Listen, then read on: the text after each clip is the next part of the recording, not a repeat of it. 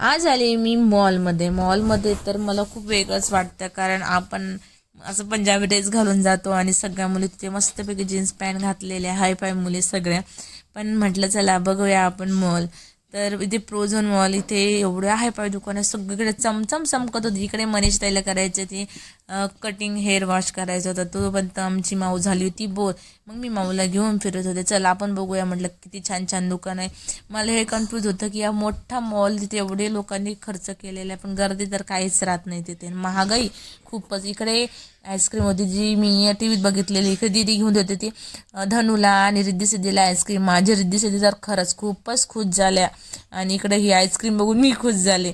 इकडे यांना घेऊन द्यायला ते आईस्क्रीम आणि दीदी गेली होती तिकडे हेअर कट करायची होती, ती पण गेली होती.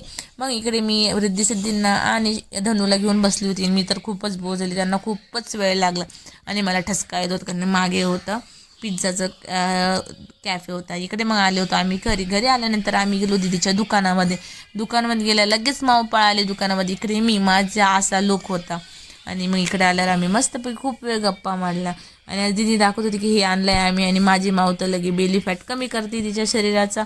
इकडे सगळ्या बायका आम्ही सगळ्या बसलेत आणि एकदा बायकांच्या गप्पा रंगल्या म्हणजे बायका उठता का. मग आम्ही मस्तपैकी हसलो इकडच्या तिकडच्या गप्पा आणि मन मोकळं असलो आणि खरंच खूपच छान दिवस गेला आणि आठवणमध्ये राहील हा दिवस. आणि सगळ्या मैत्रिणी एकत्र आल्यावर ना खरंच खूपच भारी वाटतं ना, असं वाटतं हा क्षण जाऊच नाही. तसंच आमच्या जिंदगीमध्ये झालं की हा क्षण जाऊ नये. माझं काय व्हिडिओ एनी टाईम व्हिडिओ काढत राहते, हा सगळ्यांचा ओरडा मला चालू राहतो. गप्पा ऐकत